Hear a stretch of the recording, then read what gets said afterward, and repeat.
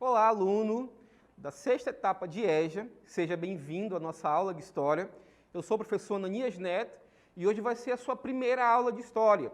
A gente vai abordar uma temática muito legal, muito bacana da gente refletir um pouquinho sobre ela, que é um pouquinho sobre a história do Brasil, o período colonial, mais precisamente sobre o período pré-colonial brasileiro. Vamos lá, gente. Primeira aula, aula de História, período colonial brasileiro. A gente vai refletir um pouquinho, gente, sobre o período pré-colonial brasileiro. O que vem ser esse período, professor? Eu nunca ouvi falar nesse período ainda. Período pré-colonial, o que é, de onde vem, principalmente, quando é que foi esse período? A gente sabe que a palavra pré é um prefixo da língua portuguesa que significa basicamente o antes. O antes da colonização, o pré-colonial. A gente já estudou e já está ciente que os portugueses chegaram no Brasil lá no ano de 1500. Durante 30 anos, de 1500 a 1530, não houve uma efetiva colonização no Brasil. Esse período baseou-se, basicamente sobre a exploração do pau-brasil e explorando a mão de obra indígena. Vamos lá para a nossa primeira cartela, para a gente começar a refletir um pouquinho mais sobre essa temática. Vamos lá, gente. Primeiro, contatos e escambo. A colonização portuguesa teve como primeira característica a submissão e o extermínio de milhões de indígenas. Vamos lá, gente, vamos refletir sobre essas duas palavras. Submissão e extermínio de milhões de nações indígenas, principalmente na área litorânea do território brasileiro. A gente sabe, pessoal, refletindo um pouquinho mais, que hoje, comparado com o que eram os povos indígenas antes da chegada do colonizador, existe uma parcela mínima de indígenas no Brasil. E isso, gente, sobretudo acontece pela ação do colonizador, que muitas vezes exterminou os povos indígenas. Vamos entender como é que se deu esse processo, através da nossa aula de hoje, refletindo um pouco mais sobre a figura do indígena na colonização brasileira. Vamos lá, gente, continuar a cartela. No século XVI, poucos empreendimentos foram efetivamente... No século XVI, poucos empreendimentos foram efetivados no território colonial. As principais realizações portuguesas, utilizando a mão de obra indígena escravizada, foram nomear algumas localidades do litoral, confirmando a existência do pau-brasil e construir algumas feitorias. Gente, vamos refletir um pouquinho mais na chegada do português ao Brasil. Em toda a expedição, gente, tinha uma pessoa que era responsável por descrever as viagens, o que acontecia na expedição. Basicamente, na expedição que chegou ao Brasil, de Pedro Álvares Cabral, existia uma pessoa que fazia isso, que fazia esses relatos, que foi conhecido como Pero Vaz de Caminha. Qual era a função do Caminha, gente, na expedição de Cabral? Era justamente relatar tudo o que acontecia ao decorrer do processo de chegada dessas caravelas no Brasil, na colônia Brasil, que viria a ser a colônia Brasil, a colônia portuguesa na América. Basicamente é isso, gente. Quando os portugueses atracaram no Brasil e chegaram aqui, viram, primeiramente, que era uma terra habitada por populações que não eram europeus e que tinham costumes diferentes. Outra coisa que eles notaram é que no litoral brasileiro existia uma abundância de pau-brasil. O que seria pau-brasil, professor? Eu nunca vi, nunca sei. Provavelmente você não viu pau-brasil porque é uma madeira quase que extinta no território. Existem apenas alguns exemplares cultivados justamente para preservar essa memória do que foi a planta que deu origem ao nome Brasil. E essa planta era utilizada basicamente na extração de uma tinta avermelhada que era muito cara e muito rara na Europa e que tinha um valor comercial inestimável. Então, quando o português chegou aqui, ele viu a possibilidade de extrair essa riqueza do território brasileiro, utilizando aquele que conhecia onde estava. Basicamente, se usou-se no primeiro momento a mão de obra indígena para extrair essa madeira do litoral brasileiro e das selvas brasileiras, naquele momento. E como é que se dava essa relação entre o colonizador e o nativo da região, que é o indígena. Basicamente, essa relação, no primeiro momento, baseou-se no que a gente vai chamar de escambo. Daqui a pouco, alguns tópicos, a gente vai analisar o que é o escambo de maneira mais aprofundada, mas, basicamente, escambo é uma troca de mercadoria por mercadoria. Vou dar um exemplo para vocês. Eu tenho uma panela, você tem uma frigideira, a gente troca a panela pela frigideira quando existe uma troca sem o uso de uma troca monetária, sem uso de dinheiro, a gente chama essa troca de escambo. Também a gente utiliza a palavra permuta. Eu vou permutar certas coisas, eu vou trocar uma mercadoria por outra mercadoria. Basicamente, o índio começou a trocar a sua mão de obra e aquela madeira que existia em abundância no litoral brasileiro por inúmeras quinquilharias que os portugueses ofereciam e que o índio, no primeiro momento, não conhecia e não tinha. O exemplo é um espelho, um exemplo clássico, um exemplo célebre, perdão. É uma troca de espelho pelo pau-brasil. O índio não possuía espelho, mas, em contrapartida, possuía pau-brasil e abundância. Então, para o índio era vantajoso trocar aquilo que ele não tinha, num primeiro momento, por aquilo que ele não dava valor. Mas, no segundo momento, se a gente refletir um pouco mais, o índio passou a não precisar mais de espelho, porque ele via que o espelho não tinha serventia para você naquele momento. Então, nesse momento é que o europeu, o português, começou a utilizar-se da violência e da mão de obra escrava, escravizar os índios a trabalhos forçados. Ok, gente? Vamos lá na nossa cartela para conhecer um pouquinho mais. Vamos lá. Essa aqui é uma imagem conhecida, uma obra intitulada Aldeias dos Tapuios, que basicamente relata um pouco do contato do europeu com o nativo brasileiro indígena. Primeira vez que esse contato acontece, o que o português traz além da sua tecnologia, o português traz também a sua fé e começa a influenciar um pouco sobre a vida dos nativos indígenas, influenciando por meio da sua fé. Ok, gente? Próxima cartela. O trabalho decorrente do corte e do transporte de madeira era feito pelos índios e era pago com utensílios de pouco valor para os colonizadores: espelhos, facões, perfumes, aguardente,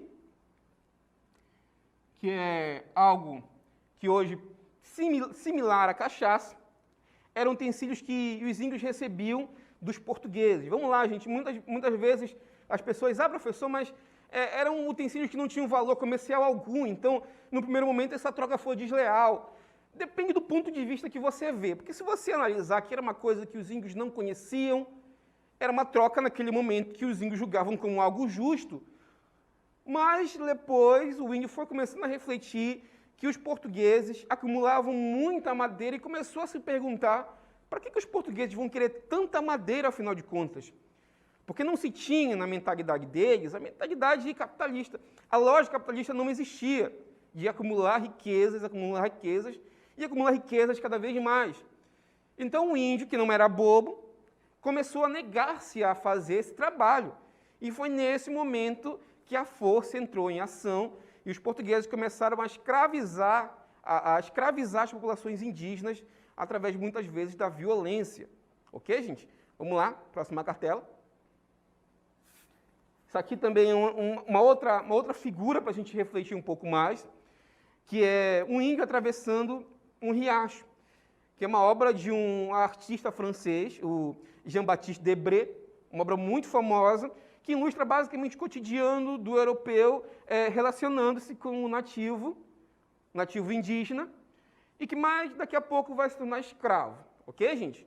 Vamos agora para um outro momento, e estudar um pouquinho, e conhecer um pouquinho sobre como é que se deu essa colonização em si do Brasil. Vamos lá, gente. Expedições exploradoras. No ano de 1530, 30 anos após a chegada dos portugueses no Brasil, lembrando que de 1500 a 1530, a gente chama esse período de período pré-colonial brasileiro. Daqui a pouco, quando vocês forem fazer vestibular ou qualquer tipo de prova, vocês vão lembrar do professor dizendo que de 1500 a 1530 é o período pré-colonial brasileiro. Vamos lá, gente, adiante, na cartela.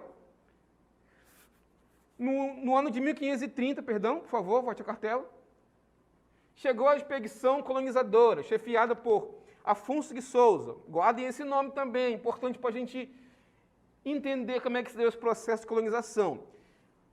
Qual foi o objetivo dessa colonização do Afonso de Souza? 3 objetivos primordiais. Primeiro, expulsar estrangeiros, procurar ouro e outras riquezas, e fundar povoados para garantir a defesa do litoral. Gente, por que os portugueses passaram tanto tempo, 30 anos, para colonizar o Brasil? Basicamente porque não tinha nenhuma riqueza imediata, e quando viu que poderia perder essa região, começou a povoar, começou a colonizar essa região. Ok, gente? Adiante na cartela. Em 1532, Martim Afonso de Souza fundou a primeira vila no Brasil, que recebeu o nome de São Vicente, que hoje é localizado no litoral do estado de São Paulo. Foram construídas algumas casas, e também uma cadeia e uma igreja. Os homens que ali ficaram, receberam terras e sementes para cultivar instrumentos agrícolas e animais para domesticar e criar. Martim Afonso de Souza veio com a finalidade de iniciar a colonização de fato no Brasil. Próxima cartela. Isso aqui está uma ilustração do Martim Afonso de Souza, para vocês verem, para vocês conhecerem esse personagem da nossa história. Ok, adiante. Vamos abordar uma outra temática, que é basicamente o estanco. O que vem ser o estanco, gente? Vamos conhecer essa palavrinha que para muitos é novo, para outros não são, que conhecem um pouco mais sobre a história. O estanco nada mais é do que um monopólio. É um monopólio sobre um produto de forma legal. No período pré-colonial do Brasil, Portugal, arrendou o direito de exploração do pau-brasil a um consórcio de mercadores de Lisboa, o qual era liderado por Fernão de Noronha. O Fernão de Noronha que hoje vai dar o nome ao nosso arquipélago famoso de Fernando de Noronha, que fica ali no litoral nordestino, os quais assumiriam também o compromisso de patrulhar o litoral, objetivando evitar invasões estrangeiras. Olha só como é que a coroa brasileira, a coroa portuguesa foi espertinha. Muitos costumam dizer que português não é bobo. Português só é bobo na piada e brasileiro e preconceituoso, diga-se de passagem. A coroa portuguesa foi muito esperta nesse sentido. Como ela sabia, como não queria gastar na colonização, o que ela fez? Ela vou fazer um estanco. O que seria isso? Vou conceder o monopólio de exploração do pau-brasil para uma companhia, que vai me pagar por isso. E, em contrapartida, eles também terão a obrigação de patrulhar o litoral brasileiro para evitar futuras invasões estrangeiras. Vamos pensar um pouquinho aqui, gente. O litoral brasileiro, ele é imenso. Ele é grandioso. Ele vai lá do Nordeste até o sul do país. Você vai imaginar comigo, vamos imaginar, gente, que não é uma tarefa fácil para patrulhar. Hoje em dia, a Marinha Brasileira, que tem uma tecnologia bastante avançada, possui fragatas, corvetes, possui aviões, possui inúmeros navios, e mesmo assim, a Marinha Brasileira de hoje, 2021, não consegue patrulhar todo o litoral brasileiro, porque é muito grande. Vocês imaginam, então, naquela época, onde a tecnologia não era tão avançada como é hoje, onde se patrulhava o litoral com caravelas, que não eram caravelas com uma velocidade muito grande.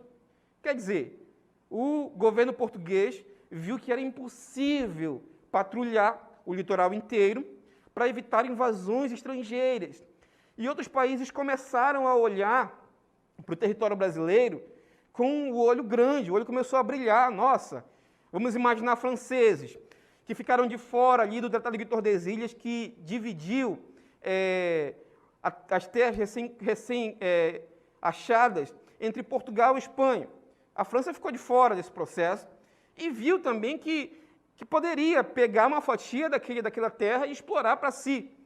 Então, os portugueses viram que era necessário povoar o litoral brasileiro para consolidar sua dominação e, principalmente, para proteger contra ameaças estrangeiras.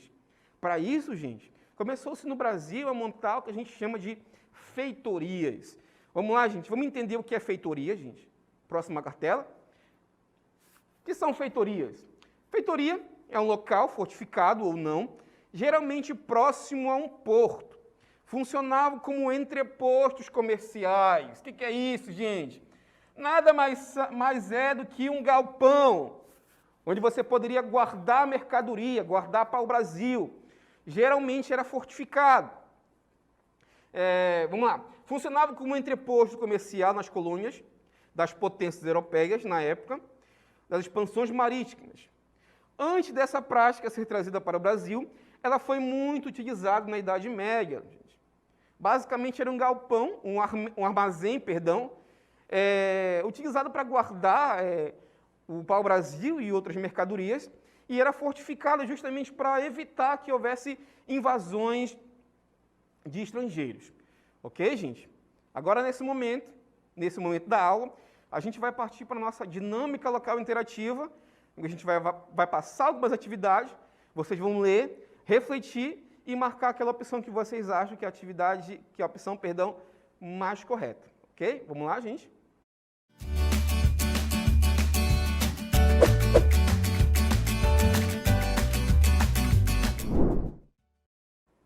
Vamos lá, gente. Primeira questão. Uma questão aperfeiçoada, adaptada, digamos assim, da Universidade Federal de Pernambuco, do vestibular deles, que diz o seguinte para a gente. As razões que fizeram com que o Brasil colonial, e mesmo durante o Império, a escravidão africana, predominasse em lugar da escravidão dos povos indígenas. Podemos atribuir opção A, setores da igreja e da coroa, que se opunham à escravização de indígenas, fugas, epidemias e a legislação anti-escravista indígena, que tornava-se menos atraente e lucrativa. Opção B, religião dos povos indígenas, que proibia o trabalho escravo, preferiam morrer a ter que se submeter às agruras da escravidão, e fizeram impostos nos engenhos de açúcar ou mesmo em outros trabalhos. Opção C, reação dos povos indígenas que, por serem bastante organizados e unidos, toda vez que se tentou capturá-los, eles encontravam algumas formas de escapar ao cerco dos portugueses. A opção D, ausência de comunicação entre os portugueses e os povos indígenas e a dificuldade de acesso ao interior do continente, face ao pouco conhecimento que se tinha no território e das línguas indígenas. E a última opção, a opção E, um enorme preconceito que existia do europeu em relação ao indígena e não em relação ao africano, o que dificultava enormemente o aproveitamento dos indígenas em qualquer atividade. Ok, gente? Segunda questão, para a gente ler e refletir. Da Unival, as expedições chamadas de entradas e bandeiras tinham como objetivo procurar riquezas e minerais e ou a caça aos índios para escravizá-los e vendê-los no litoral. O papel histórico das entradas e bandeiras pode ser assim resumido. Letra A, determinante para a ocupação efetiva do interior do Brasil e deram ao nosso país a sua atual configuração geográfica. Opção B, contribuíram para a implantação de uma nova política colonizadora, aproximando índios e colonos. A alternativa C, iniciaram o aproveitamento verdadeiro das terras agrícolas do Oeste, mudando a situação econômica da colônia. Opção D, por razões políticas e econômicas, contribuíram para a mudança da capital do vice-reino do Rio de Janeiro para a Bahia. E opção E, respeitaram o meridiano de Tordesilhas, evitando assim conflitos armados entre portugueses e espanhóis. Agora vocês vão ler mais uma vez, eu vou dar um tempinho para vocês lerem e relerem. Em seguida a gente volta com as respostas de vocês, a gente vai ler e interagir um pouquinho, tá, gente? Até mais.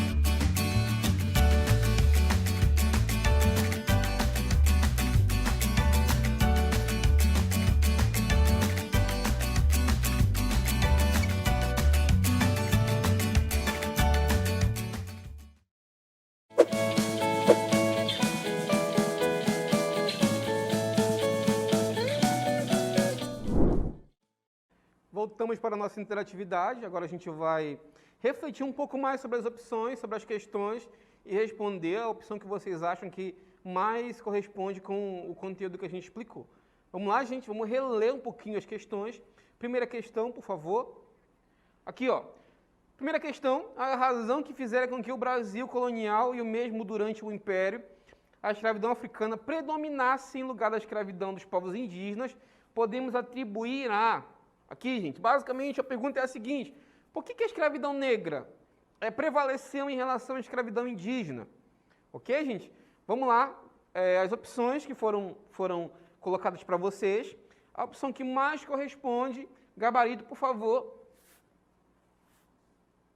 é a opção A.